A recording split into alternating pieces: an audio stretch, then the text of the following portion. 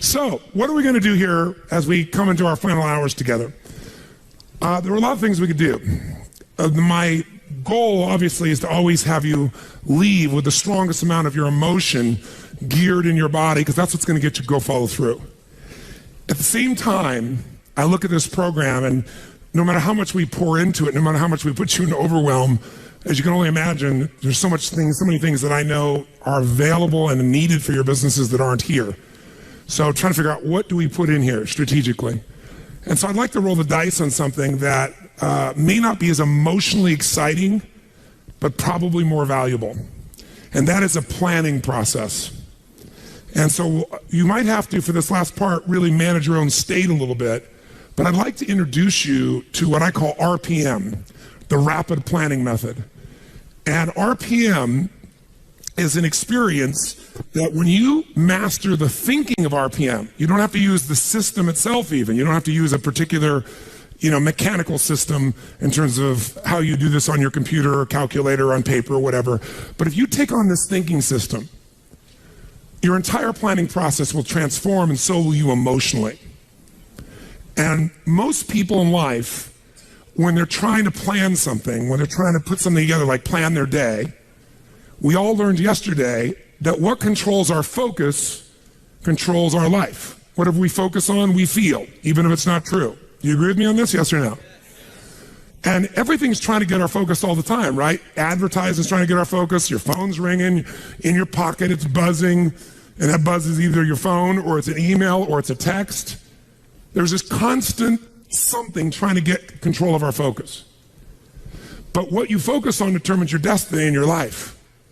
So if you don't take control of it, somebody else will. And so the challenge is, even when we try to take control of our own focus, even we try and attempt to do this, usually there's so much distraction that it becomes very difficult to do it. And even if you did it in the traditional way, and you were going to go out tomorrow, and you're going to plan your day, or you're going to plan your week, you're going to go home. In order to plan it, you're going to have to come up with some answers for the week. And the question you're going to ask, if you don't know RPM, is what? What do I need to?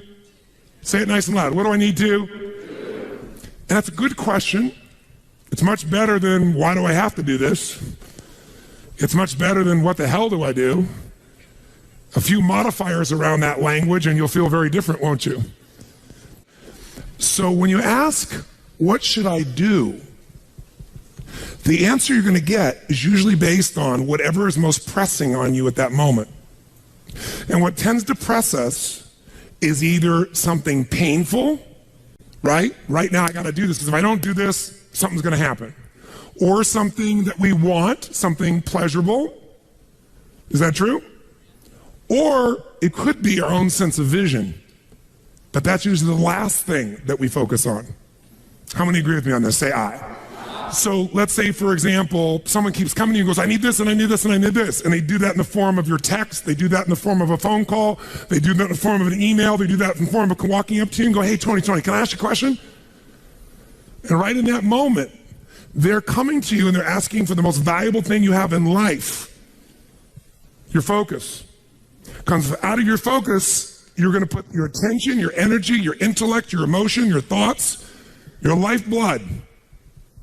And the way you invest focus is the way you invest thought, feeling, emotion, and life. And wherever you spend that focus is going to determine what you end up with in this life and what you're able to give in this life. So focus, bless you, is the single most important component you got to learn to take control of. And most of us are not very good at this. Primarily because the culture has conditioned us to respond to what we need to do. And when you're coming up here, Dr. Ruth here in front of me, and she goes, Tony, what I need to do right now is being dictated by the environment, not necessarily by what is most important for me or my mission or my direction or my life. Now in a seminar, it's appropriate most of the time because this is what I'm here to do. But even in seminars, sometimes I have to say, can I get back to you in a moment? Because I have to do this because I'm also running this damn thing. I'm not just on stage, right? So the combination makes me have to look at it. And there's an army of people back here running it, and I got to help them, or they got to help me, and a lot of moving parts. So sometimes I got to stop and not let you take my focus, even though I'd like to give it to you. But if I were to ask, what do I need to do? I'm going to get a certain quality of answer. Let me give you an example of what I mean. True story. President, I won't go any deeper than what I can reveal without being disrespectful in any way, shape, or form. I would never do that. But it's a known fact because it got out in the newspapers. There was a stage when President Clinton called me. And when he called me, he literally called me up and said, and I'd known him for a little while and worked with him prior, but he called me up and said, they're going to impeach me in the morning. What should I do? And I kid about it today. I said to him, well, could you have called me sooner? But what truthfully I said after that was, I can give you my answer to that question, but I don't know if that's really the question you want to answer. Because the answer of what you should do requires a different question to be asked first, which is what's most important to you? Because if what's most important to you is to stay in office, then obviously you should just keep doing what you're doing, because even though they'll go try to impeach you, they won't have enough votes and you'll stay in office. But if your outcome, what do you want? What's your outcome? What's the result you're after? That changes what you do. If your outcome is to regain respect from mothers, fathers, what they can say to their children about the President of the United States, then based on that, you might have to do something different.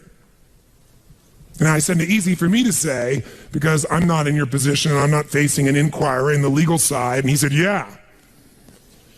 And I said, but you're also a lawyer. Now, you certainly know the law. And I said, you know what you can say. He goes, yeah, well, you don't have somebody coming at you, stars coming after me. He's trying to do this, trying to do that. I said, I know that. So I'm not telling you what to do. You're just asking me what to do. I won't tell you that. First, you got to tell me, what do you want? If you don't know your outcome, if you don't know the real result you're over and you answer what to do, you may even get what you want. You may do that, get the result, but it's not the result you really wanted. That's, again, the difference between strategy and tactics, isn't it? Which is one of the single most important lessons I hope we got across to you this week. So you got to learn to ask a different question than what to do, because how many of you found out that it doesn't matter what the day in your life is? If you really write down everything you got to do, there's no way in hell you could do it all. How many agree with me on this? Raise your hand and say aye. So most of you start out in the old days with a little time management book and you used to write down all your to-dos, right? How many used to have one of these? Right? You write down all your to-dos, and then in the early days, you actually put like A, B, C priority maybe in the very beginning. Anybody get that anal to be able to do that? Separate them out so you focus on the priorities, and then maybe even plan when you were going to do them in your day. And that lasted about how long? You still carried that book around with you in those days when it was on paper, remember that? But what it was your address book in those days, because you didn't have an iPhone, right? It was your calendar and your address book and a few crappy things you wrote down, but you never sat down and wrote the whole list out because you knew you weren't going to do it all, and it just felt like hell every day to rewrite it all. Who can relate with what I'm saying as being true? Say aye. So when I only had one company to run, I was just a kid, I went to one of those programs prior to the days of Franklin and Covey and all those guys. It was called the Time Bank. And we had this 3-ring binder like this. It was so cool, and it had its tabs and had my calendar in the front so I could schedule things, and have these daily little tabs. I could plan out the day and write my to-do lists. And then it had my A through Z's in the back where I could file under people's names and things, all the details I needed. And then that was all the phone information, because there wasn't email in those days. And you carried around this little mini suitcase of these big rings, and it worked really cool. It was great. But I learned once I had 2 companies, and then 3, and then 4, then 5, there was no way. My to-do list got bigger and bigger and never got to be done. And I found myself not writing it down, and then I found myself doing it in my head. And I got a pretty good memory, but man, that was painful. I felt the shock of it all over again. Bottom line is, I said, there's got to be a better way. And I kept thinking, what controls our life is what we focus on. What we focus on, we feel. What we feel and focus on, we move towards. Wherever focus goes, energy flows. So wherever your focus goes, energy flows. So if I want to control my focus, the most powerful way is by asking what? Better questions. So I need to come up with a better question, because what to do is a painful question. And it's a stupid question very often. When you're starving hungry on the first day, what to do is obvious. Go get some food.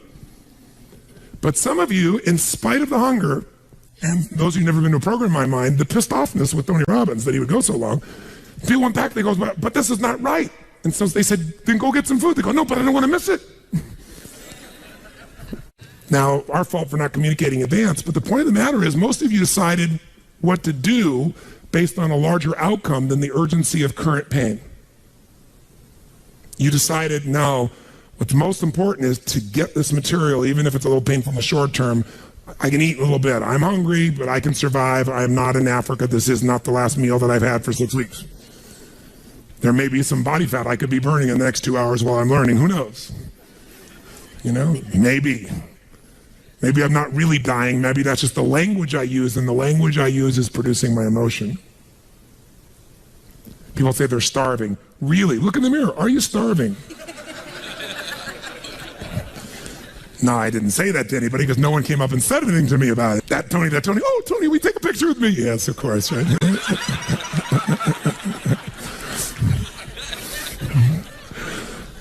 My point is this. Where focus goes, energy flows. You must control your focus. You do it with questions. If you ask the same questions as everyone else, you end up with the same answers. So, how did Bill Gates change his economic world? He was a software designer who didn't say, how do I make better software? He asked, and caught everyone else to ask, how do we become the intelligence that controls all computers worldwide? How do we become the intelligence that controls all computers worldwide? Now, when that's your outcome, do you end up with a different to-do list than if your outcome is to build the best software, yes or no? Yes. And that's why he's one of the richest men on earth. Change a question, change your life.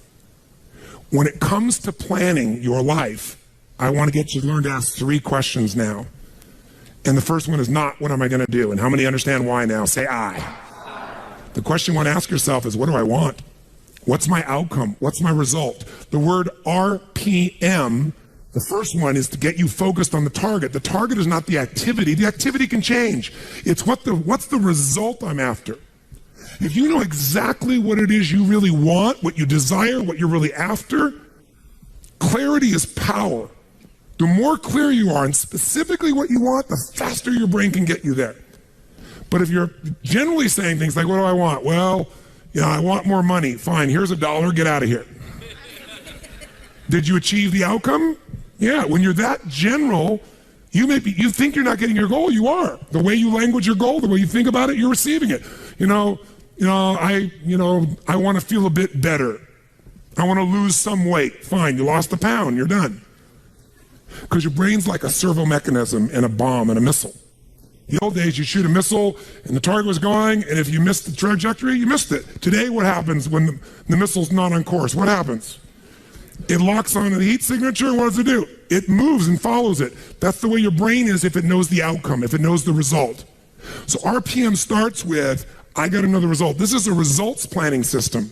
The rapid planning method, but you can think of it as a results planning system. I need to know the result I'm after before I ever ask myself what to do.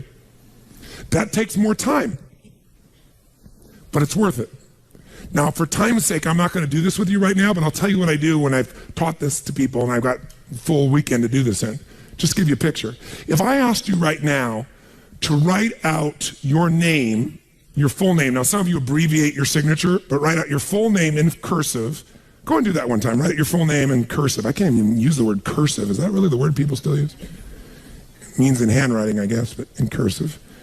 Just write it out full name, because you can do this later on. Full name. If you normally abbreviate, don't do that. You have to write out the full name. Now, if I had you get with a partner, and you can try this later if you want. I'm just going to tell you because I don't want to take the time because we have such limited time today. And I have your partner say to you with a stopwatch here, okay, ready? And I go, go. And you write it out. And you tell me when you're done. I go, stop. And I write down how long that was. So let's say you wrote out your signature and it took 5 seconds. And I say, ready? Write it out. Ready? Go. You tell me when you're done. Stop. And I write down 5 seconds. I have to do that 10 times. You'll find in the beginning, you'll be, let's say, 6 seconds. I'm making it up. Everybody's signature is different. And you probably might get down to as little as 5 seconds. If you have like an iPhone, you could do it as a digital stopwatch. You could see the milliseconds. Then I say to you, I want you guys to write every other letter in cursive. In other words, you're going to write half as many letters. How long do you think it would take to do it? Half as much time? Most of you, it'll take twice as much time in the beginning, and then eventually, what's interesting is, if I do it 10 times, and the last 2 or 3, and this makes no logical sense, and again, I don't want to take the time to have all of you do this 10 times, 10 times, 10 times, but you can go do it on your own, I'll just tell you the result. In most cases, even though you're doing half as many letters, you cut it by 2/3 the time. There's something happens when you break an old pattern and you do it fresh. Your brain over the years has learned ways to move more rapidly since when you did your original signature, and you'll do it in 1/3 the amount of time. It'll take twice as much at first, and then it'll cost you 1/3 amount of time. Now let me tell you why I'm telling you this. The system I'm calling the rapid planning method, by the time I show it to you, you're gonna go, this takes more time than just making my to-do list. When will it take more time? When? Initially. But once you get it in your nervous system, it'll take you less time because your brain will be thinking in outcomes and not activities. And when you think in terms of outcomes and not activities, pretty soon some of the activities in your list you don't even need to do to get the outcome. You find a better way to get the outcome quicker.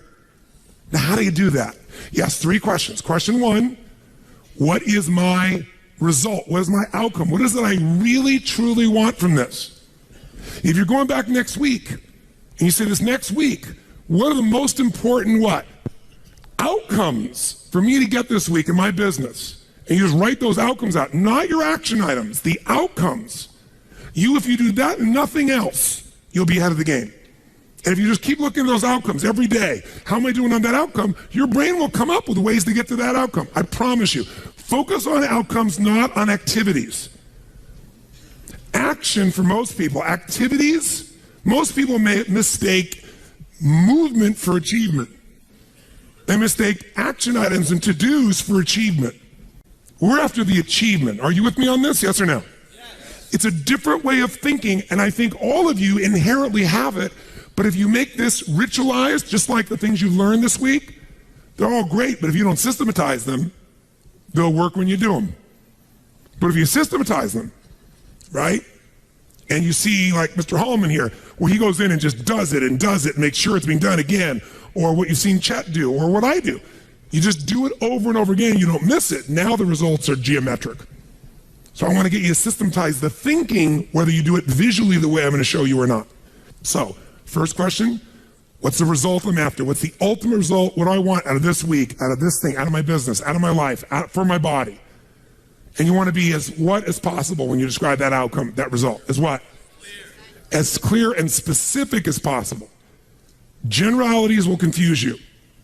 So it might take you longer than just writing down call so-and-so to think, if I'm calling my son, I'm going to call Jarek, or I'm going to call my brother.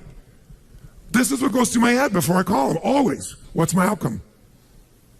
Because I don't want to just call him. I want Jarek to feel loved by his dad, or I'm thinking about what's my outcome. I've got to talk to him about this thing that's out there. I've got to make sure I get through to him on this because I want to guide him and move him in this direction. That's what I want to be as his father. I don't want to just chit-chat. I can do that too. If you think before every phone call, before every time you're planning your day, and you think before you have any meeting, what do you think the first thing I ask of anyone when we sit down in a meeting is? Okay, what are your outcomes? What are the outcomes for this meeting? First thing I want to know, because if I know the outcomes, guess what? A lot of meetings, they're done pretty quick. Because if I know the outcome, you don't have to go through all the activities to sell me on it. Just, that's your outcome? How do you want to do it? Sounds good to me? Rock. That's how you make a meeting productive. I know a meeting's productive not by the hours or time. Sometimes it takes longer to the outcome than you want, but I'm going to get the outcome. That's, by the way, what you see with me on stage. That's why my times vary. It's based on an outcome. I'm going to get that outcome. I don't give a damn whether it's the right time or not. I want to do it in that time, but I must deliver the outcome. How many get that? And by the way, how many like to have your company focused on outcomes, results, and not activities? Say aye. People say all the time, well, did you get that done? Well, I left them an email. I left them a voicemail. I've sent them 3 emails. How many times have you heard that? When that happens with me, I'm like, but I don't show it. I just like, really? Wow, that's fascinating. We'll explain about our culture. It's about getting the result. So I can help you if you can't figure another way to do it, but there may be 12 other things we might want to do. Maybe they don't have the answer. Maybe somebody else can give us the answer. The outcome was to get this information, not to leave an email or 12 or 3 voicemails. That will not do any of us any good. How many follow? Now, whether you get the outcome or not, whether you get that result, will be based, first, do you have clarity? And the second thing is, whether you got enough emotional juice to keep going after it when things don't work out. So the second part of RPM is the purpose. RPM, by the way, how many knows what it means when you increase the RPMs in a car? Anybody here? What does that do? It builds up what? Power, speed. Higher RPMs, you can explode through something, right? You can make something happen. So think of this metaphorically also, this rapid planning method, this result planning method. So it's rapid planning, it's a result planning. You want a results-focused, purpose-driven, massive action culture. That's what RPM stands for. It's how you build up power and you break through. But whether or not you get that result will be, are you clear and specific? But also, do you have enough juice when it doesn't work out? How many of you are going after an outcome in your day or in your week, and for whatever reason, you're not able to get it? The person doesn't respond, they're not there, the thing's not there, something interferes, somebody interrupts you. Who's had their plans interrupted? Raise your hand and say, I. So whether you keep doing it or not is, do you have enough emotional juice? See, guys, you all know out of this week, you got more than enough to take your business to a whole nother level. You got more ways. You can go home and be artists now. And somebody, went by so fast, but many of you get to the program, you'll watch enough times, you'll be there. Somebody's going to invite us in, we're going to be there and make sure you do it. So it's going to happen. But the art of it being followed through or not is going to come to you have the emotion to follow through, and that needs to be a part of your thinking also. So the next question I've always asked, besides the outcome, is why? Why is more important than how? Why are we doing this? What's the purpose? Purpose is more powerful than object. Purpose is more powerful than object. You say, I want $1 million. That's a great objective. I want $1 billion. Great objective. I want to feed 3,000 children in my community. That's a beautiful objective. It's even more specific. But even that objective, you might get excited about, so you realize what it takes to feed 3,000 kids. Right? And the politics involved, and all the people that don't follow through. And then you have this good intention, then somebody else is pissed off because one of the kids didn't get fed. Right? And you did everything you know how to do. What's going to make you keep going? Purpose. Why do you want to feed those 3,000 kids? Why do you want to make that $1 million, that $1 billion? Why are you going to take your business to the next level? Why is the most important thing to know? Because that's where all the emotional juice and fuel is to actually get you to go through when the challenges show up.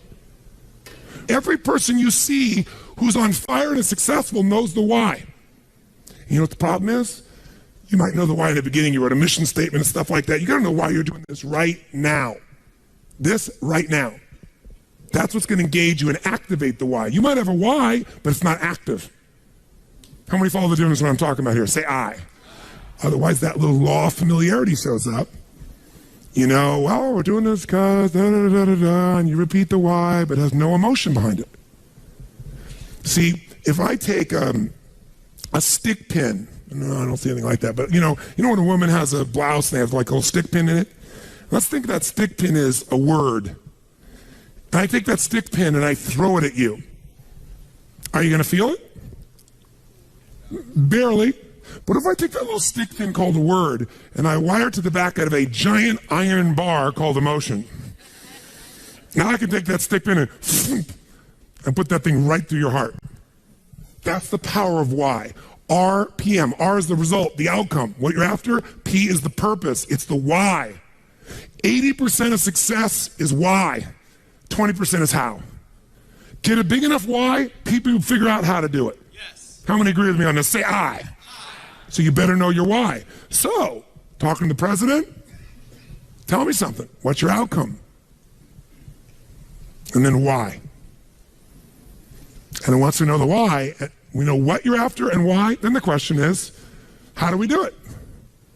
We know what we're after, why, how do we do it? By the way, are there lots of hows to get to an outcome, yes or no? Yes. Are there many paths to get a result, yes or no? Yes. Some are more efficient than others. And you're not going to know. So you know what you do? You brainstorm out all the hows you can think of. All the things you could possibly need to do to get that result. And then you narrow it down to the 20% that makes 80% of the difference. And you'll find out you don't have to do that whole to-do list. In fact, wouldn't it be nice to write your whole to-do list and not do it and still get the outcome? How many prefer that? Say I. That's RPM. I love it when I don't do my to-dos and I got the outcome. That's the coolest thing in the world. You might have done one or two of them, but it's then learning selectively which ones are going to create it. But the only way I knew that is to brainstorm out the M, the massive action plan. If I know the result I'm after, I know what it is I want, what's the outcome, what's the result, what do I want specifically, clearly, and I know the why, and the why has got to move who? Who does the why have to matter to? Everybody around you. Well, if it's a why you're trying to get everybody to deal with, they got to have a why involved in it. But people do things for different reasons. People donate money for different reasons. Some of you donated money the other day here because you were moved by the experience. Some of you did it for connection. Some of you did it to contribute. Some of you felt guilty if you didn't do it because somebody else did beside you. Or you have a lot of money and you feel guilty about it because you didn't earn it. I'm not saying anybody in this room, but that's how some people are. They inherited it, so they feel guilty. Some people do things to get their name up on the wall. Some people today do it anonymously and then tell everyone. Isn't it true? Yeah, just confidentially. That was me. You know? And everybody tells everybody that it's anonymous. They're doing it for significance. Some do it for connection. Some do it for contribution. I don't care why a person does it, but we do it. But if you're going to work with a group of people, you better make sure the why touches on all their needs. Does that make sense? When it's you, whose why does it have to be? Whose why does it have to touch? Whose purpose does it have to be? Your own for you to be moved. So if you know the result and you know the purpose, now you need the M, which is the massive action plan. We also call the massive action plan the map. It's your massive action plan, your map. How are you going to get there? What are you going to do? And by the way, when you're crystal clear on what you want and you know why you want it, you can make a big map. You can brainstorm a million ways to do it. Not all your houses are going to work. That's why you make a whole map. And then go back and gradually asterisk the ones that are the most important and go hit those. You might get the whole outcome in the first two action items and get rid of your whole rest of your list. This is RPM. This is how I operate. Now, if you never did this on paper and you just did this thinking process in your head, you'll get invaluable resources. If you learn to put this on paper, it'll be more powerful because then your brain isn't racing and you can see it. If you make it into a system that you personally use, your productivity will explode. If you teach your whole company to do this, your company will go to levels you can't even imagine because everyone will maximize their productivity. And it is different than any other system in its essence because it causes a different focus with a different level of emotion, greater creativity as a result of that, and then it shows you how to leverage it all. Does this make sense? Yes. So those three pieces, results planning, asking what question? What's the first question you're going to always ask? What do I really want? What's my outcome? What's the actual result I want from this day, from this week, from this conversation, from this meeting? Doesn't matter what it is. If that's all you ever do, you're already practicing RPM at a fundamental level. But if you want to juice it up, you ask the second question. What's the second question? Quick. Why do I want it? Why? What's juicy about this? What excites me about this? What do I really want about this? If I'm going to call this person, why am I calling them?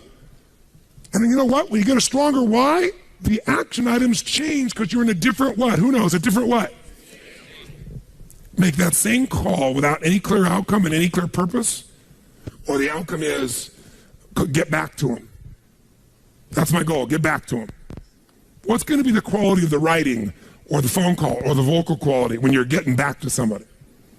Versus if you know, my outcome is to make sure they feel like I am so in their corner that I'm here to make sure their needs are completely met, more than they've ever met by any person they've ever spoken to on the phone before, and that I am here for them and they can count on me. Why? Because that's who the hell I am. Because when people deal with me, they have found someone like no other human being they've ever dealt with, and I am a source they can count on. That's why I don't have to go chase 8 million new clients. That's why they stay my client for 17 years and pay me $1 million a year to talk to them on the phone once every 10 days for 10 minutes and see them 3 times a year for an hour. And I get a piece of the upside, so sometimes I get a couple $1 million for that. Why would somebody pay you that kind of money? Because when my guy calls me, he gets delivery he can't get anywhere else on the face of the earth. So I pride myself in that. And by the way, that feels juicy to me. It means my need for contribution, for my need for growth, my need for significance. I'm the best at what I do. My need for certainty, I deliver. As a variety, who the hell knows what's going to happen when I pick up this phone? It's different every time. Because the market's changed, something's going on. How many follow? Say I. It's a very different thing than, oh, I'm getting back to my client, right? And the way you're going to come across is different. And everybody will go, wow. And in life anyway, by the way, the people who are the very best on earth that get paid everything like 100 times more than everybody else, they're just a little bit better than everybody else. It's like, you know, a bear's chasing you. I don't have to be that fast, just that much faster than you. Right? In life, you just have to be a little bit better than everybody else, and you get all the rewards. And that little bit better, to me, is RPM.